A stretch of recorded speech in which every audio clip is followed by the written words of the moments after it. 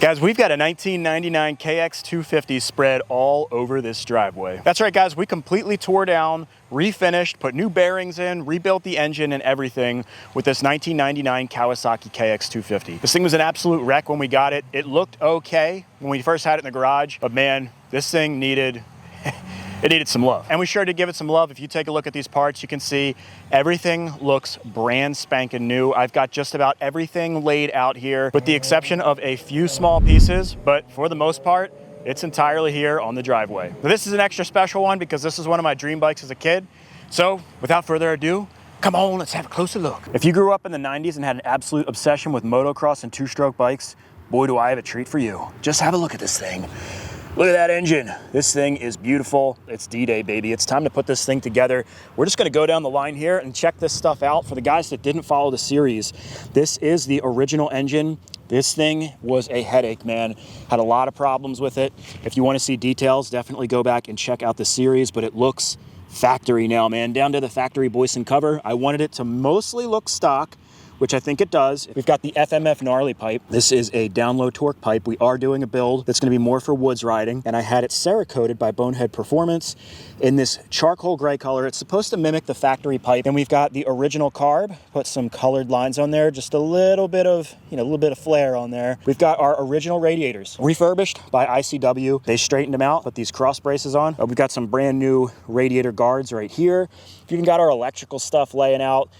Some more of those purple radiator hoses, and I've even got my service manual, man, because we need that to get this thing together right. Over here, we've got our new side fenders and front fender. Those are by Polysport. For whatever reason, I could only get the white fenders by Polysport. Really like UFO, so all of the plastics up here are by UFO. I just couldn't get the side plates or the front plate. And we've got our reproduction factory decals. Over here, we've got a brand new O-ring chain. We've got our purple grips, the ODI clamp-ons. That's another one of those, not stock things, but I think it's gonna look nice with a little bit of purple in our graphics, a little bit of purple in our hoses, and of course our carburetor lines. And as we come over here, we've got the bars that actually came off of the bike. So I kept those fat bars on there and just had them vapor blasted. And then we've got the levers. These are the levers that came off, the original ones, and they have the ARC unbreakable levers on there. I had them vapor blasted, and they look really good, kind of like stock. Like you'd have to look and then you see like, oh man, those are nice levers. Coming over here, I'm working on the tank still. So I have starting to polish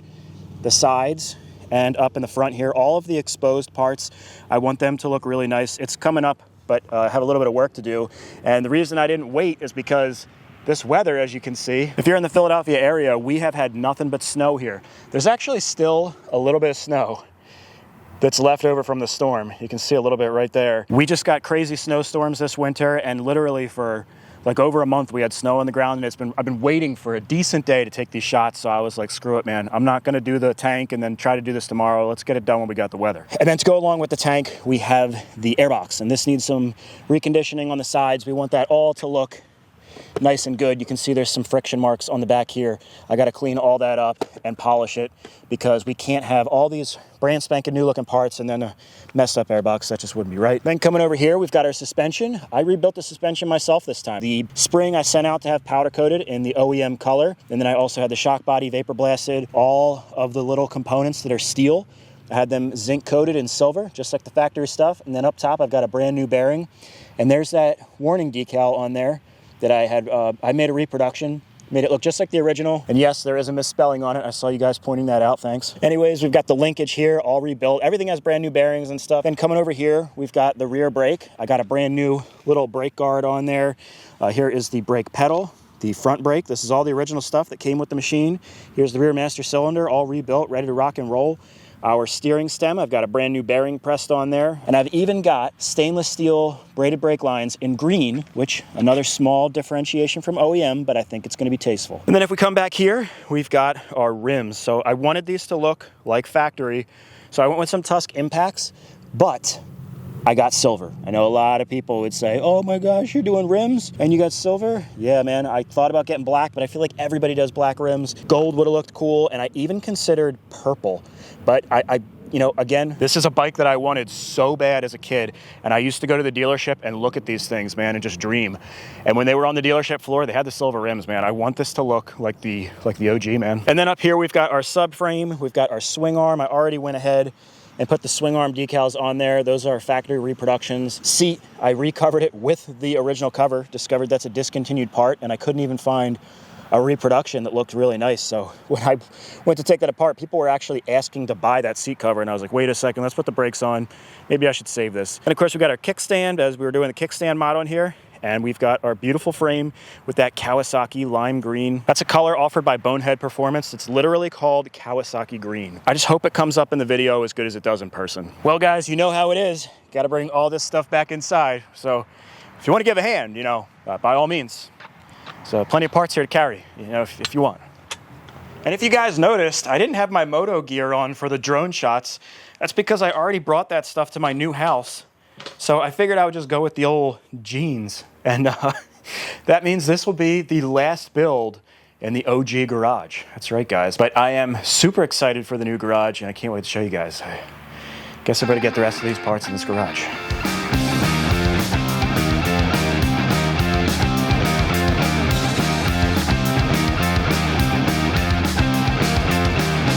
All right, guys, so first thing I want to do is set up a good working area. These Tusk scissor stands are money when it comes to working on this stuff. Seriously, though, it just makes it a breeze. But what I need to do is get our frame to stay like this because, well, actually, it does stay. I didn't think it would. But we don't want it moving around or anything, so we're going to anchor it down real quick. So one of the things that makes this stand so awesome is that it has these hooks. And it makes it really easy for going right into the foot peg. And you just thread these up, and that's going to lock the frame. It's annoying, isn't it? This little chain thing. We'll just do the same thing over on this side. And now that's pretty solid. It's not going to fall off the stand. Now, one of the first things I want to do is drop down the engine with just the frame sitting on there. It's kind of like floating around. So when we add a little bit of weight, it just makes it nicer to work on. Plus, the engine's one of those things that's it's a good morale booster. When you get the engine in there, it's like, oh, we're making progress, you know? You'll also notice I've got the hardware in the frame. If you've been following along with the series, we've been doing a lot of work. So if you're just showing up now, man, you know, where the heck you been? But all our bolts and stuff are in place, which is, it takes a long time to find out where everything goes. I wanted all of the OEM style stuff or the OEM stuff in the correct spots. So I'm gonna go ahead and pull out the swing arm mount and the front motor mounts so that we can drop the engine in.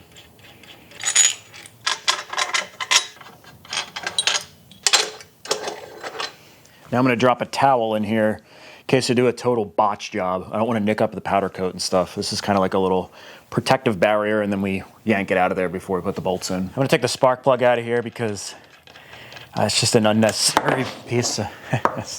Don't drop your spark plug. All right, now hopefully this shouldn't be too bad. It's just a 250, right? I guess I should have taken the shifter off, huh? That's okay. Well, I think we're okay. I just really don't want to scratch up the powder coat. There we go. It's perfect. Oh, we're close. We're close. All right. Whew, not that bad, but definitely shouldn't do it with the shifter on there. Made it a little more difficult. Really all that matters though is that we didn't get any scratches. So let's get this swing arm bolt in. This is going to come back out because we have to put our swing arm through, but this will help us get everything into position.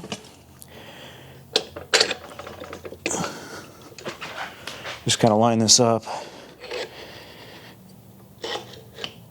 like so. Oh, not bad, not bad. All right, now the idea is to tilt the engine up, pull the towel out, and then we can put the rest of the motor mounts in. Motor will be where it needs to be, and then we can pull the swing arm bolt out and put the swing arm in.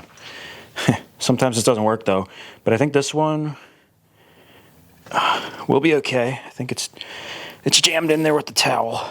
Yeah, it's jammed in there with the towel. What the hell? It's okay. We love a challenge. Come on, you bastard. See, smooth as glass.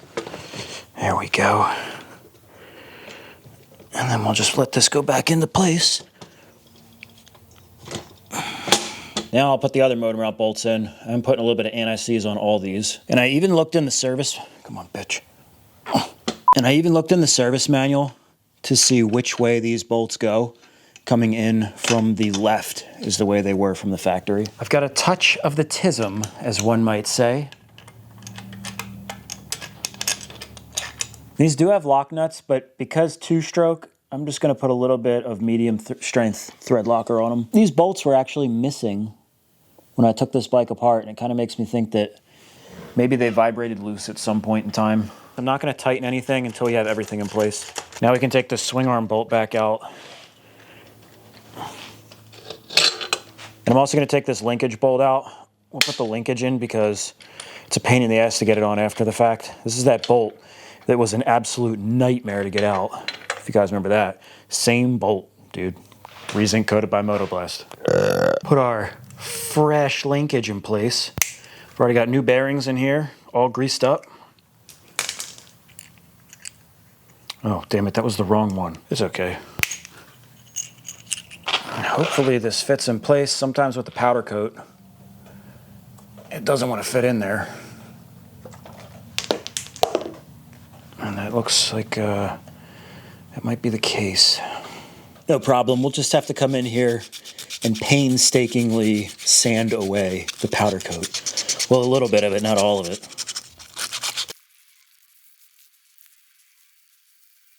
I think we got it now. Put a little bit of grease in here, just because I really don't want this getting stuck. I don't think I'll be the one taking this apart, but we don't want it getting stuck for the next guy. Okay, there we go. Perfect. And I've got my bolt nice and anti-seized. Thinking ahead.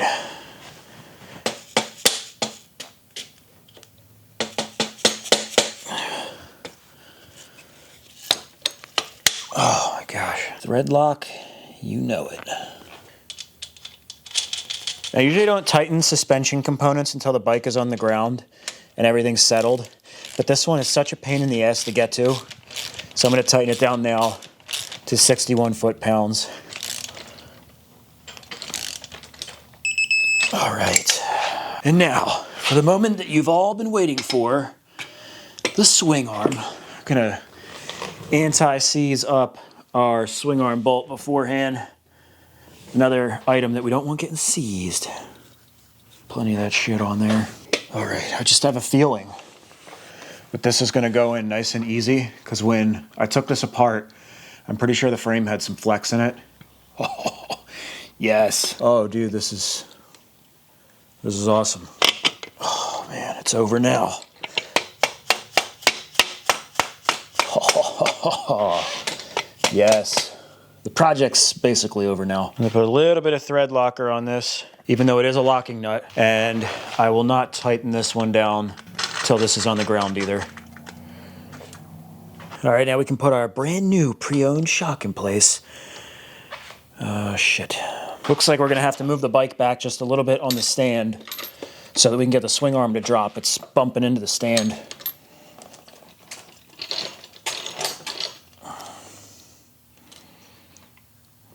Okay, there we go. That should be plenty. All right, let's see if the shock fits in there. What am I hitting?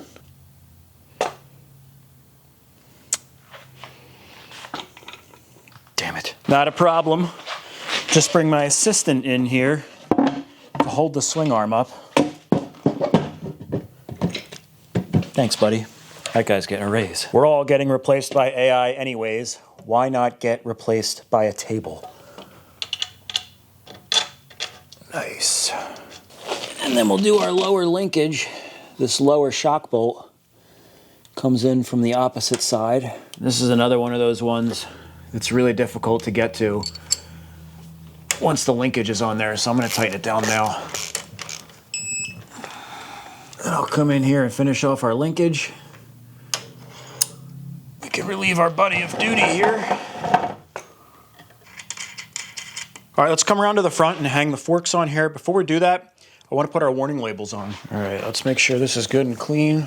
Before I sent this out for powder coat, I took pictures of where the labels go so we can get them placed exactly where they were from the factory. Washed my hands, man, because these freaking transparent decals Get them fingerprints on there and they're ruined forever. All right, the one on top is the disclaimer of warranty.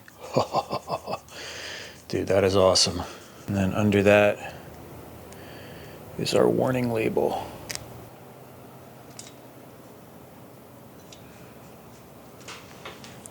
And the last one we have is the noise emission.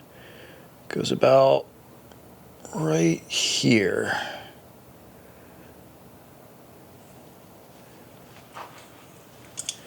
Looks pretty legit. All right, now I'm going to attempt to put the steering stem in to the procedure in the service manual. I'm gonna put a little bit of grease on our outer races. I did put new bearings in here, already packed them. It's really nice having all of the, you know, bearing work and shit like that done. So installing everything is kind of the more fun part, at least in my opinion. All right, let's slide our steering stem in. Bearing up top. Worsher. Well, I left the damn nut on the table.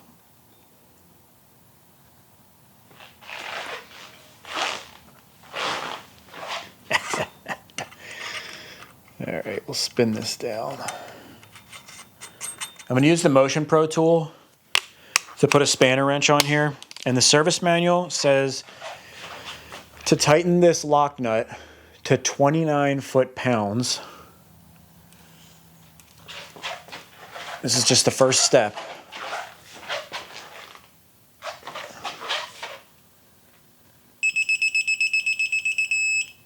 Okay. Then it's supposed to turn nice and smooth. That means our bearings are good. Actually feels pretty good. We're doing pretty good. And then we're gonna back it off until it's nice and easy. So we'll back this off. God damn it. Let's try that again. It says just in small increments until it's nice and smooth. Well, nice and easy anyways, because it is smooth, it's just tight.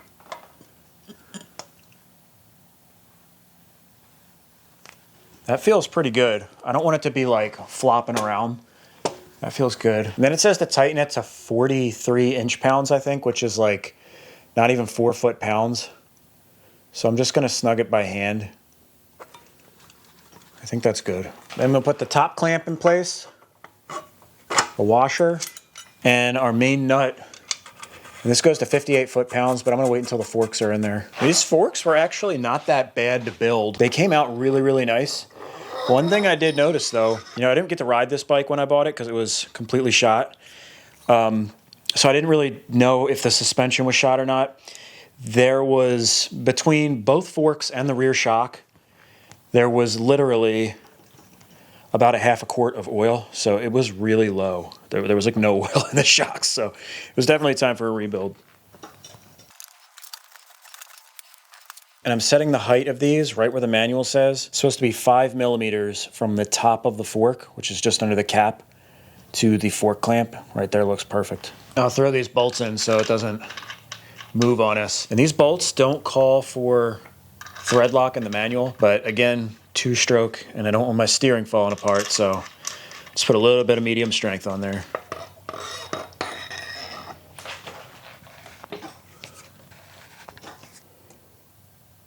Perfect. I'm also orienting these so that we'll be able to get to the bleeder even when the handlebars are on there.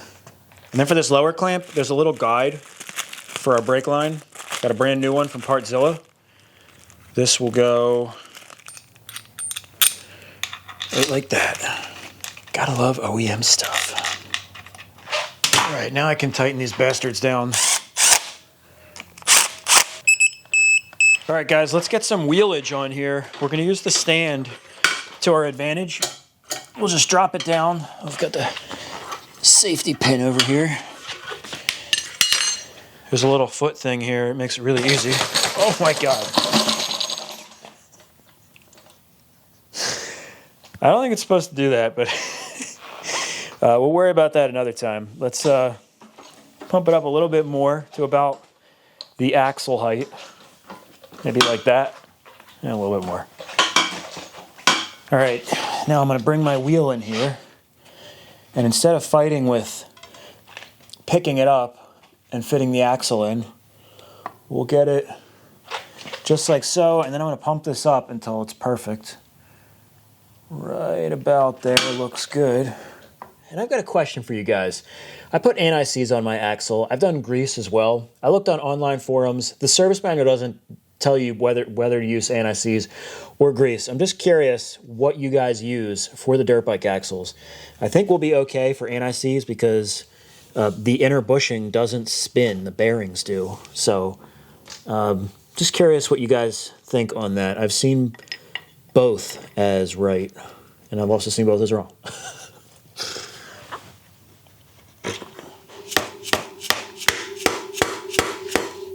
All right, now I'll tighten down one of these pinch bolts. Putting a little bit of blue thread locker on our axle nut. Tighten this down to 58 foot-pounds. Then I'll loosen this. Tighten these bastards to 14.5. And all these double pinch bolts, I always go back and forth 2 or 3 times until they're both settled. Now I can pump this back up. Now I want to settle the axle on this side because it's floating. You can actually move the fork in and out. And you want it to be aligned, otherwise the suspension's not going to work right. So there's 3 ways to do that I know of anyways. One of the ways is that you spin the wheel and then slam the brake, and you do that a bunch of times, and the shock from that can make it align properly. The other way is to get on the bike and you compress the suspension a bunch of times.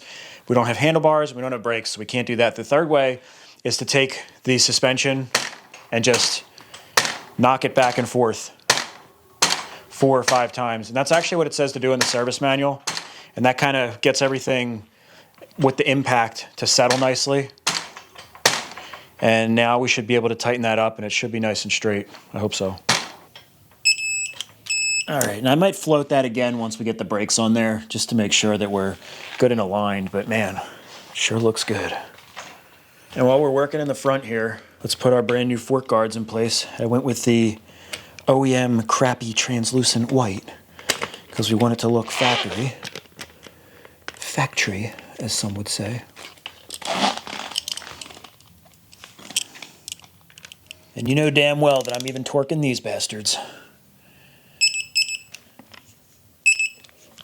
Man, this thing's really starting to look like a bike. I wanted to put the front caliper on, but the bolts for it, I just realized that I did not send them out for zinc coating. They are the original OEM bolts, so I put them in the ultrasonic cleaner. They looked like they were pretty cleanable, so we'll see what they look like when they come out of there, and hopefully that'll be okay. But you can see on the stand here, we're tilting forward pretty bad. I want to get some weight on the back end. We'll get the back wheel on there, the handlebars, and then we can actually put the kickstand on, drop this thing down, get some weight on it, tighten up all our engine motor mount bolts, the suspension bolts, and I want to kick this thing over a couple times because I just have this feeling that we might not have enough squish, and if that's the case, I want to order the gaskets and stuff now so that we can continue on with the build, and then we can address that, and hopefully the parts will be here by that point. And as you can see, I am also losing my ability to talk. I think that's largely to do with the fact that I'm getting hungry. So, anyways, let's put this bad boy in here. Son of a bitch. All right, I'm gonna have to adjust the offset on this wheel. If you look, the tire's so damn fat. It does clear. It looks a little worse in the camera for some reason, but you can see the clearance on this side, and then over here it's touching. I knew that it needed a little bit of adjusting. Basically, you adjust the offset of the rim with the spokes, and I could see, just by looking at the sprocket, the chain would probably hit the side of the tire. I knew I was gonna have to do that. I just thought it'd be easier to put the tire in, and then I could spin the tire in there and adjust the offset while it was mounted, but unfortunately, it doesn't even look like you would be able to rotate the tire to adjust it at this point. So I'm gonna have to do a little bit of adjusting on the bench and then throw it in there and probably do a little bit more adjusting. I love adjusting rim offset though, so this will be fun. I'll see you guys in a little bit after I eat. All right, guys, let's see if we made any magic happen.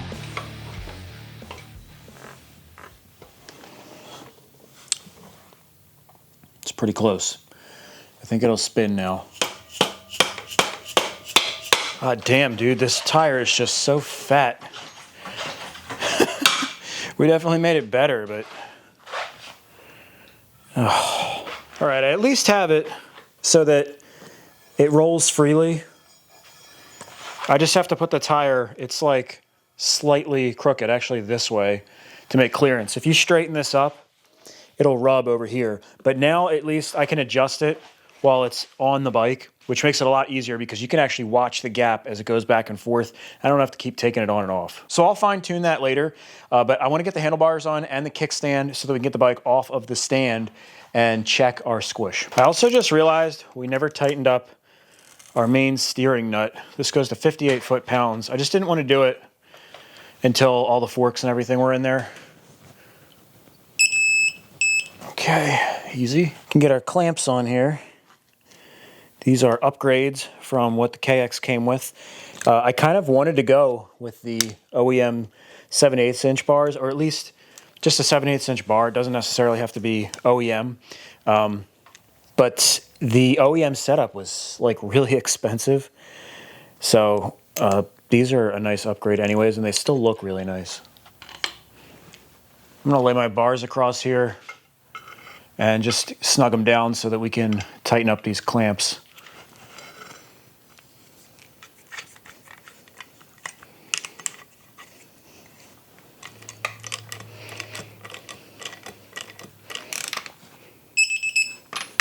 All right, now we can put on our ugly ass kickstand that I know you all love so much.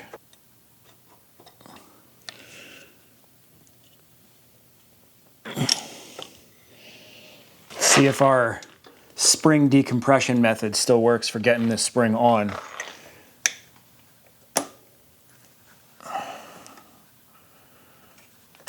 All right, not bad. And we'll just pull these washers out.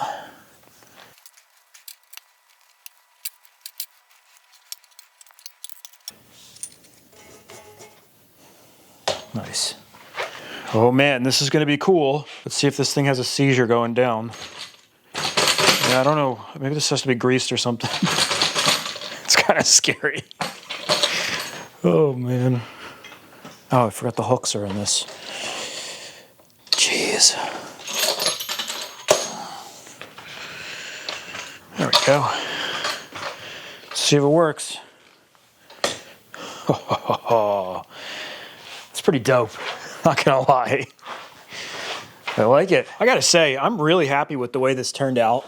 If you look at it, it even sits nice and flat on the floor. When I had mocked this up, I remember it was kind of like on an angle. I didn't think it was gonna be perfect, but it sits nice and flush. I guess now that the suspension is restored to the factory height, and maybe because we have new tires on there and the air pressure, it came out really, really nice. So it's got a pretty awesome stance, dude. I would say that that looks factory. It's in the normal spot where they go. I think it looks really good. I know people said it was ugly and stuff, but I mean, it's hard to have a pretty kickstand.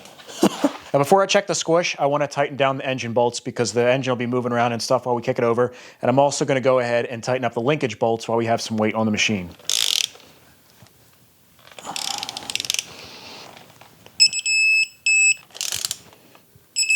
And all these bolts that I'm torquing, I'm coming in with a paint pen just to mark, and that will let me know if they're backing off. And it also reminds me which ones I've torqued and which ones I haven't. I'm not going to mark this one yet, though, because if we do have an issue with the squish, we might have to take the cylinder head off. All right, we're finally ready to test our squish. Now, how we're going to do this, we're going to go in through the spark plug hole, and I've got little pieces of solder cut into L shapes. Now, solder is really soft, so when we pump the piston up to the top end, it'll squish the edge up against the cylinder head. Then we can pull it out, take a pair of calipers, and measure the clearance between the top of our piston and our cylinder head. So you want to do 2 of them, and you go to the sides of the piston, like in line with the piston pin.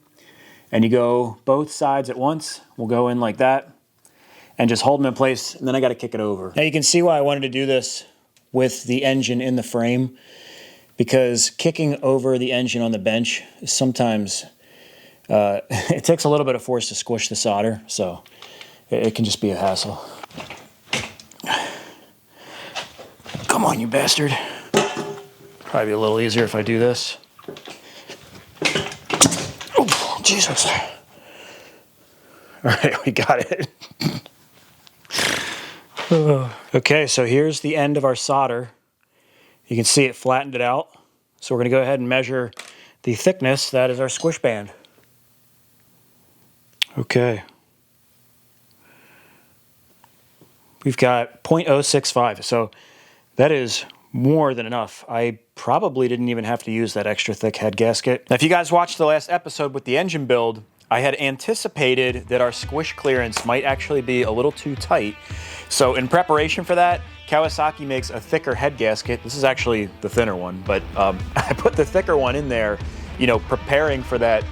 And yeah, now I'm gonna have to go ahead and switch it back, and then we should be right in the sweet spot.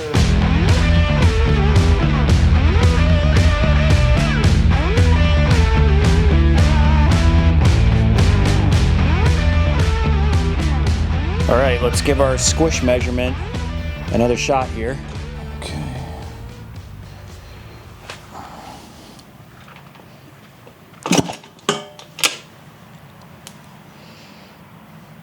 It's a lot easier when you do it quicker. So we were at 0.065 before. Let's see where we're at now. If we can get into that mid, up, almost perfect.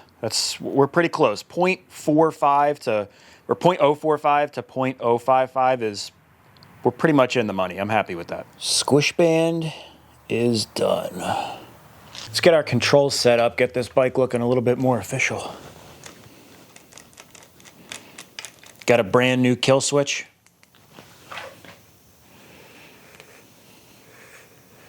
Kind of weird how the wire is coming out of the left side. It only says engine stop on top. The bottom side doesn't say it. I mean, I guess I could peel the sticker off and flip it. I'll get the rest of the stuff on and see what it looks like, and I guess I could flip it if I have to, but otherwise I guess, you know, the wire could just go up under like this, and then it's not obstructing the clutch lever. I don't know. No one's going to be looking at that, though, because you won't be able to look past these purple ODI grips. That's all the way in position. Looks pretty dope, dude. Honestly, it matches the shock really nicely. Then I've got a Moose replica thumb throttle, or twist throttle. Say you're a quad guy without saying you're a quad guy. It's nice, though. It even has the rubber boot, like the OEM one.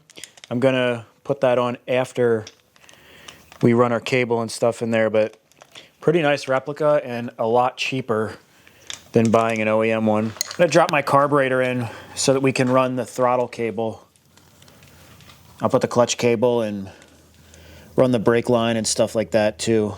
Just start getting some stuff done.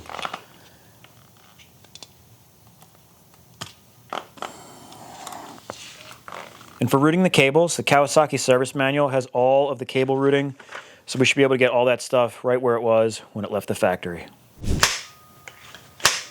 Oh man, is that satisfying or what? Something about the snap of a throttle. I don't know, I really enjoy it. Got all of the levers and stuff on here, and you can see I snuck our brake line in place. Looks really good. I got the front caliper in place, all of the plastic protective coverings and everything. If we come up here, I got the clutch cable on here. Clutch feels nice and smooth. Got that all routed properly. And I also got my rear tire good and aligned. This just barely makes it, man. This is literally the fattest tire that you can run on this bike. At least I think so anyways. The chain is aligned nicely. Doesn't interfere with the tire at all. We got good clearance there. And I did want to mention up here, somebody had said in the engine building video, the wear on the countershaft, which there is wear on that countershaft. So I replaced the original transmission with a 1994 to 1998 transmission. They have a lower first gear, and it's supposed to be a little bit more friendly for woods riding. And that transmission came out of a 94, so it's 32 years old. But I don't think we're gonna have any issues with it. You can see right here the little bit of play that the sprocket has. That's just wear, man, from 32 years. So anyways, we're gonna run it, and if we encounter any problems, I've got the other counter shaft and I can just swap it out. And if you come over here, the rear brake is all hooked up. We've got our green lines on. Those are stainless steel braided lines from Tusk. And I've got the rear master cylinder in place, and I even put the foot brake in there. Got a brand new Kawasaki OEM spring. And everything feels and looks really good. It's definitely coming along and starting to really look like a bike, with the exception of no subframe. That really needs to get on there. I've just been absolutely dreading getting that on there because you got to put the airbox in with the subframe. And I don't particularly look forward to plastic polishing. It's such a pain in the ass. The tank is coming along okay, but there's just no way around it. It's going to be a pain in the ass. So I'm going to polish those pieces, and I think I'm also going to bleed the brakes because that's another tedious thing. And then we'll have easy stuff after that, in theory.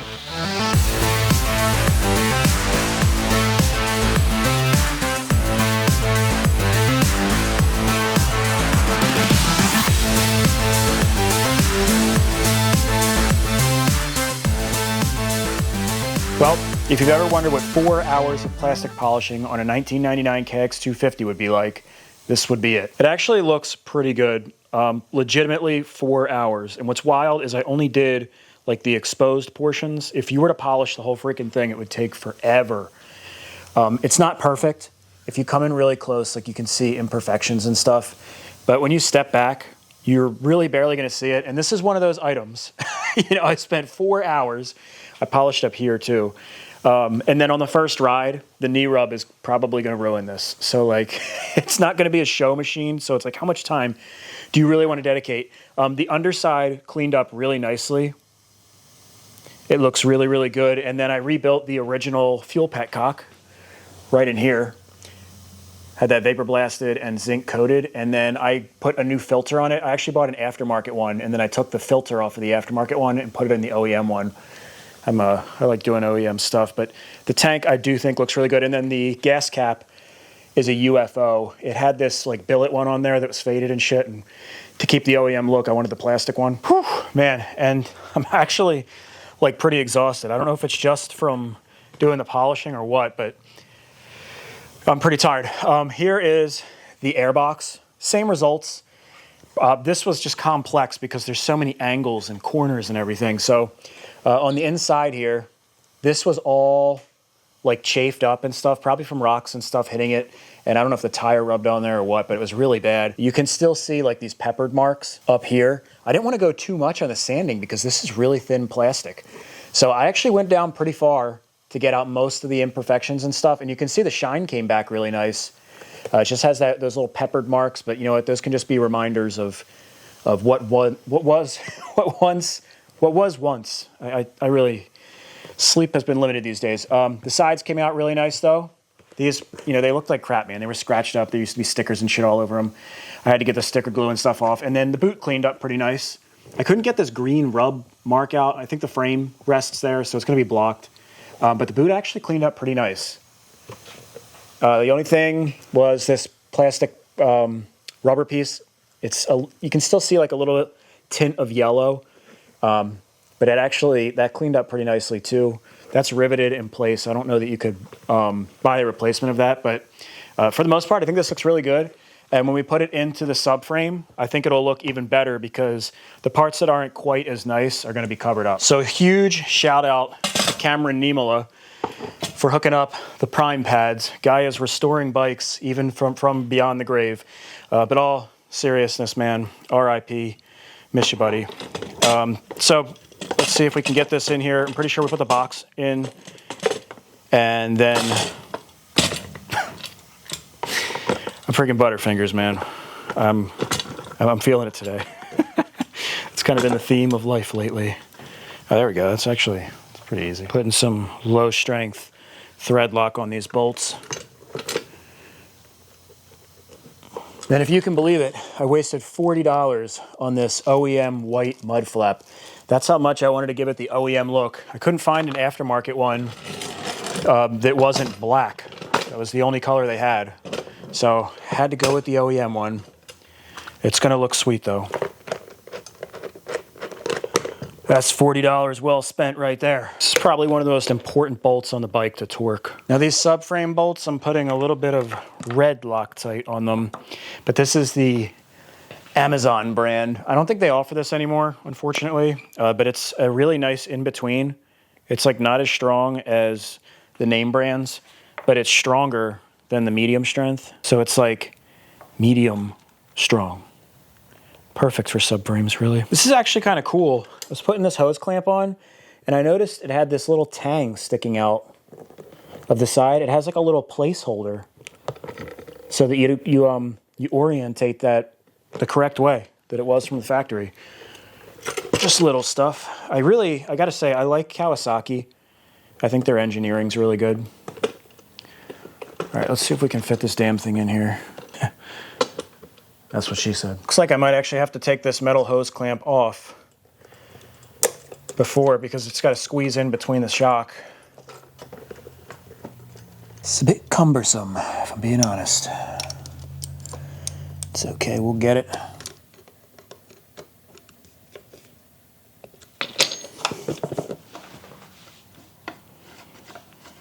And before I tighten these, I'm going to push down on the subframe because when my fat ass is bopping around on this thing, it's going to force it into the lowest position anyways. I'm going to torque these also. Looks like they go to 25 foot-pounds.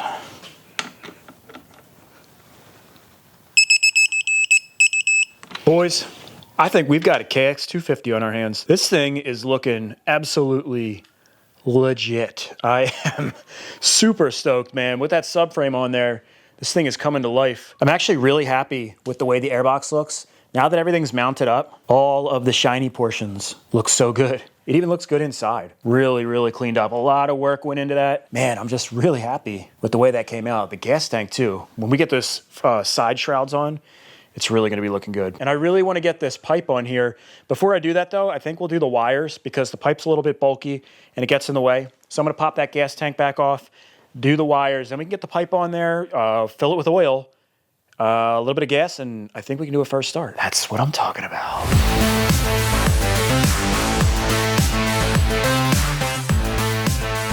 All right, man, it is time to get our pipe on. Oh yeah, our two-stroke FMF gnarly pipe. This thing gonna freaking fit.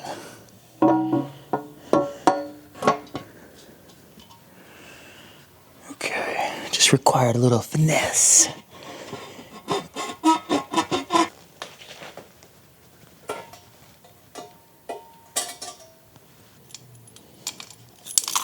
God damn it. Premium exhaust springs, my ass.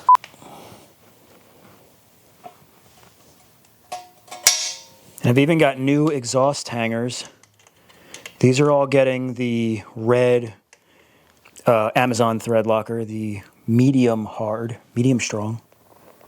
I'm not gonna tighten any of this stuff down until we get the muffler and everything in place. Oh man, now we've got our beautiful FMF silencer, vapor blasted to make it look like a stocker. Got all new bushings and everything in here. New packing. Now we have to put this rear fender on because the one mounting bolt goes through the fender. So guess we have to put it on. I actually just really want to put it on because it's a sign that we're almost finished. Putting plastics on, it's exciting.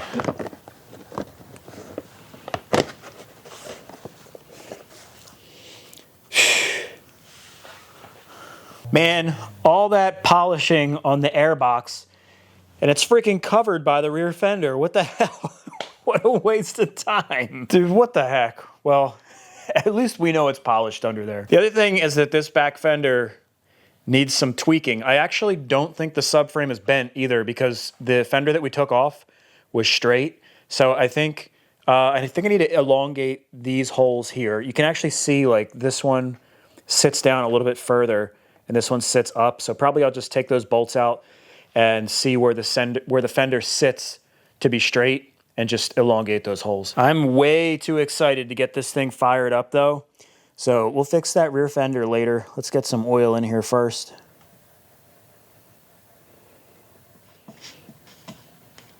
Check this out, guys. I think I figured out the seizure thing with this stand. Okay, I guess I didn't. Oh, there we go.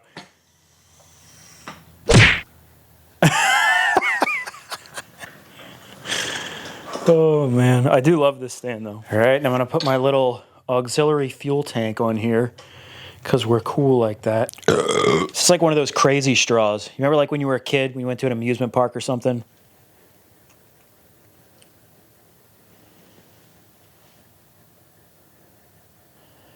It's a long way to go. Holding my breath here, hoping we don't have any leaks. I think we're good.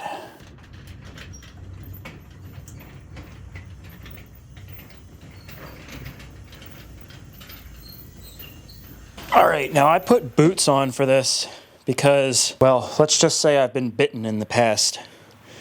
And we don't know if this KX250 kicks back.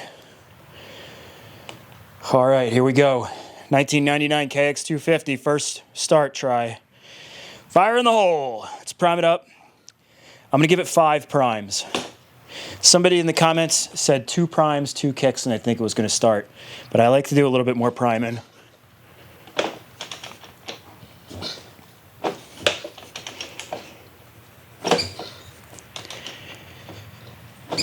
Okay, that's 5 primes. Here we go. Fire in the hole. Damn.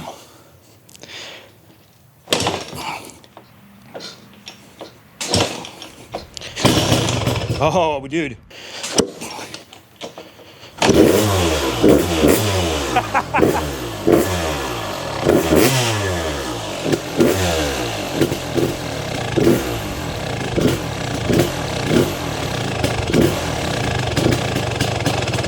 The idle screw's way out.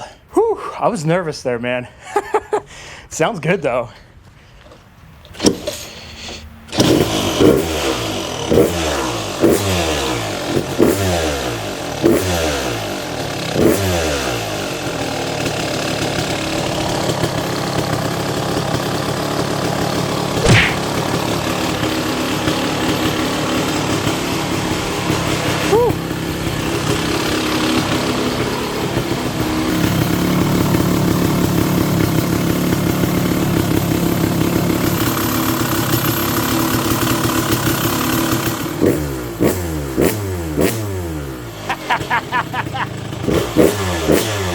All right, kill switch works, that's a good thing.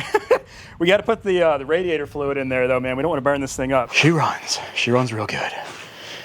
God, it just strokes sound so good. Well, it wasn't on the second kick, but that's okay.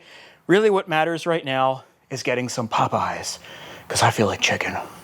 We're gonna get back to the KX250 in just a minute, but I wanted to take a second to thank the sponsors of this channel. Partzilla.com is my go-to source for OEM parts. They've got online schematics that make finding the part you need easy. They've also got you covered when it comes to gear like helmets and boots, any kind of oils and lubricants that your machine might need. Partzilla has quick shipping and all orders over $150 ship for free. Now, if I'm looking for parts for a side-by-side like this Can-Am or for a utility ATV like a Sportsman, my go-to spot is gonna be powersportsnation.com. If you don't see what you're looking for on the powersportsnation.com website, make sure to call in and let them know, because they're constantly getting new parts in every week and they just might have what you need. All parts come with a warranty and every order ships for free. All right, let's get back to this KX250.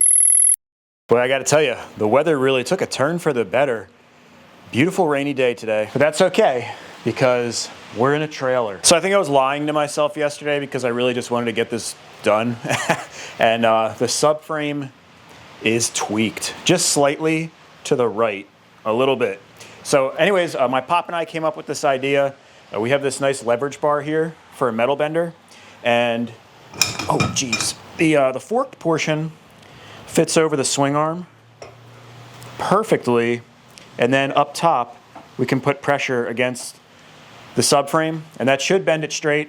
I'll put some microfibers down on the swing arm and then also up here so we don't mar anything up. And then under the bike, I've got the stand that should take the suspension play out, and I hooked to the pegs back on both sides, and then I hooked to the rear swing arm in the back, and the bike is rock solid. It doesn't want to move at all. Hell, back in my day, we used to chain these bikes to trees and go at them with a 2x4. That should be stable, and we should be able to easily bend that. They're really throwing the easily turn around a little too freely. All right, I've got that folded over 4 times. Fit that over the swing arm, and we'll just go right against the frame here. I'm gonna be careful not to push too hard.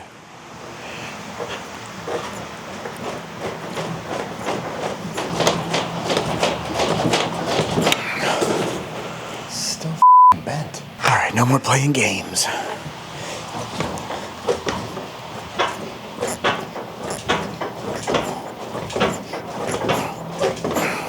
Okay, now I think it actually bent. Just slightly off.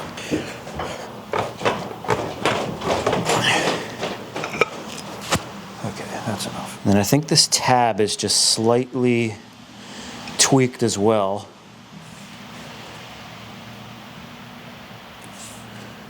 That was like easy compared to the other shit. All right, maybe just one little more tweak. This is when you break it. Not that funny, actually.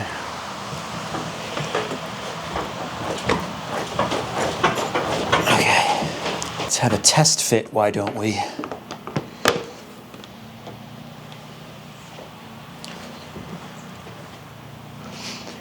All right, that looks good, and I think the little twist in the actual plastic we can fix with a heat gun. We're gonna stop there. All right, let's see how it looks down here. No damage, and up here, no damage. All right, man, it's all bolted down, and it looks pretty good. It's almost perfect. You can see this Fender legitimately does have a slight twist in it. I think if we can straighten that out, we'll be perfect. I've got a 2x4 here, which should fit right up under here and square this up. I'm gonna put it right on the lug of the tire here. And we'll roll the engine forward, put a little flex in there, and pop this into gear. Come on, damn it.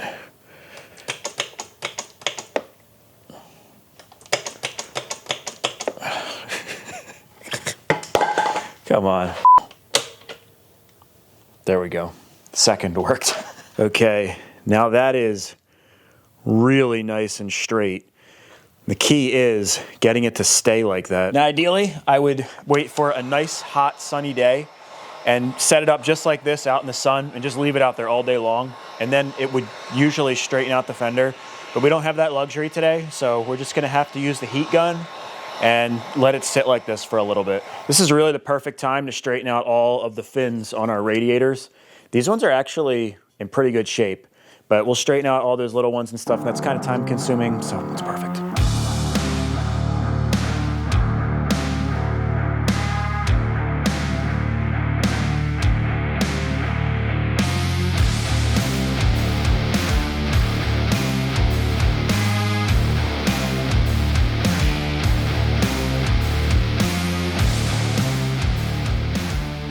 Dude, the weather in the Philadelphia area has been absolutely absurd. Just yesterday, it was 75 degrees out. We were polishing that airbox, and now it's freaking snowing. This is crazy. Unbelievable, man. Unbelievable. All right, let's get our ICWs in there. These are the original radiators. They're reinforced by ICW. And of course, I straightened all the fins out. They actually came out pretty nice. I got blue Loctite on all this. This is hardware that was missing when I took these off. Well, it wasn't missing, but there was like, you know, hardware store stuff in there. They didn't have the OEM stuff, so I got all new OEM stuff from Partzilla. And this part I'm particularly proud of. We've got this little cable loop. This is the OEM cable loop. God damn it. And I think a lot of people skip this out because you have to take the clutch cable off to get it on. So I looped mine on there already. I actually did have to go back in and get it, but I just think that's pretty trick, and I'm pretty sure this is the exact orientation of how it goes. I was looking at pictures of a showroom KX250, and that's how it was. Oh boy, looks like I'm gonna have to trim these radiator tubes. It's bumping up against the pipe just a little bit.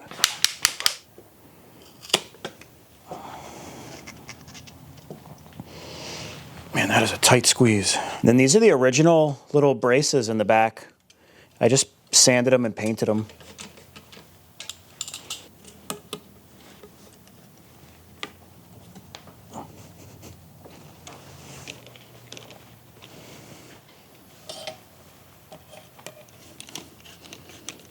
I couldn't help it, guys. Had to get brand new radiator fins.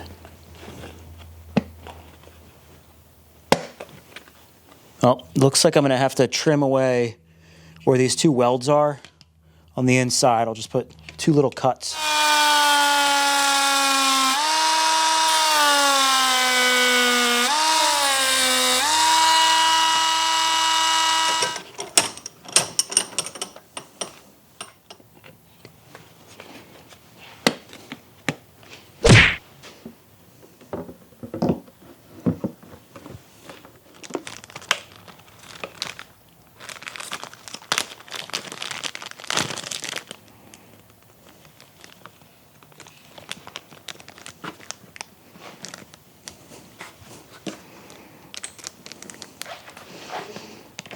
Damn. Doesn't seem right. Can't believe how tight that is. Oh, what the f***? Oh, god damn. What the hell? This is not a task I was expecting to be difficult. All right, we got this. Come on. Oh, it's right there. All right, I'm taking the top bolt out. Let's see if we can slide the tank back. Yeah, there we go. This is ridiculous thing. No wonder that thing was missing. No, why would anybody put that back on?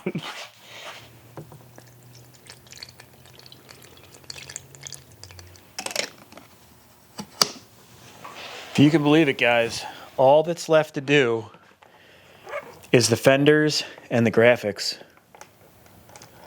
And then we can put this one in the books, man. We're almost done. Now we have the original seat cover we can put back on. This is, it's kind of incredible that this is the OG seat. If you looked at the bottom before, all of the staples were rusty and stuff. It looked like shit. Somebody had actually put like deck drywall screws in there. And yeah, so I put brand new foam. The foam was pretty whooped. Cleaned up the little mounting points in the back and cleaned up the plastic tray. It looks pretty damn good. We'll slide this in place. All right, let's get these side panels on. Damn it, there goes my spacer.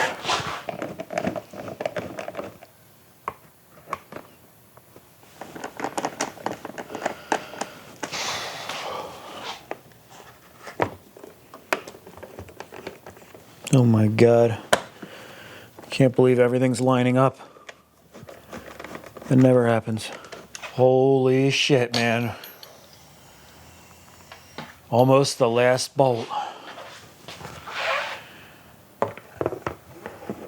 Bastard. Oh no. These cables are crossed. Damn it. Ain't nothing in life is ever easy.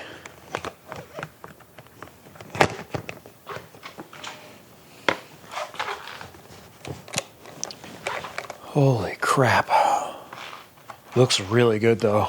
And the official last pieces are these frame guards. I got some brand new OEM ones. These were on the machine when I bought it. They were just whooped. And they weren't that expensive to get new ones. This top mount actually goes through the chain roller.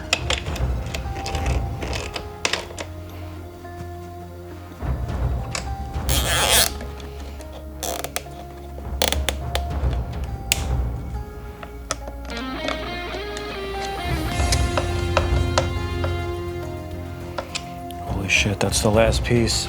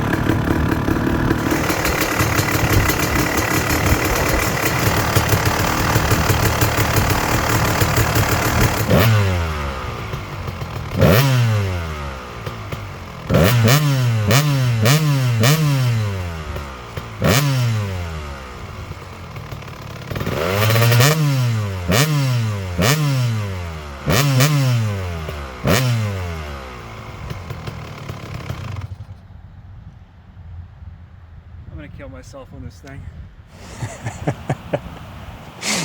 Guys, this thing sounds vile. I don't think I'm qualified to ride this thing. It really sounds awesome. And it sounds like it's really snappy too. I am dying to take this thing to the trails. Now, we're gonna save that for another video. I just wanted to make sure it runs and everything. I can tell the suspension is too stiff. The back end is really tall and stuff when I sit on it and everything. So I have to set the sag, break the engine in a little bit, and then we'll take it to the pit. And I think for this one, guys, I'm gonna contract a rider, because there's no way that I can do justice to this bike. There's no way I can ride this thing to its full potential, not even close. So we did it. We took a ratted out 1999 KX250 that at first appeared to be not bad, but we had a lot to overcome with this thing. We had the broken cases. We had to weld on the kickstand. We had issues with the cases. We had issues with the cylinder. And putting it together, we had issues aligning the rear wheel. We had the subframe was bent. The radiators were twisted. Everything is fixed now, and it's really satisfying to see how this turned out. So you guys did a great job. I appreciate everybody following along and watching this series. There will be a full start to finish build series where you can see the entire series. That'll be down the road. And again, the riding video will hopefully be soon. It's cold out again, man. The weather here is crazy. So, I mean, we went from 75 and sunny to 32 and snowing. That was yesterday. And now today it's 40 degrees and just cold. It's been really weird. I'm still getting over my ACL surgery.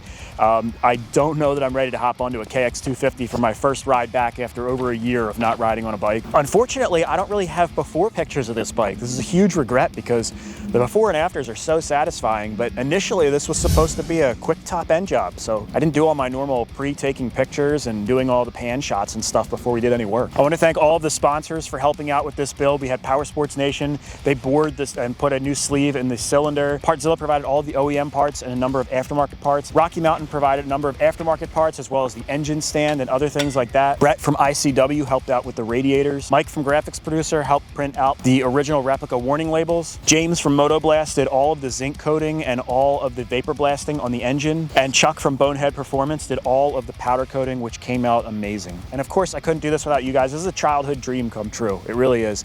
I tried to make it just like it was in the dealership. I even have my little hang tag on here. This was from my first ever new bike, which was a 2024 KX250X. And I just think it's cool to have a little hang tag on there. It's actually really neat when the kickstand's down because it looks like it used to in the dealership, you know, when they had the little triangles and the steering is turned to the one side. That's just how I remember seeing them as a kid. And to be able to have this KX250 here, almost in original trim, it's just really a blessing, man. This is pretty awesome. There's a few last things to do. I'm sure you guys will point it out in the comments.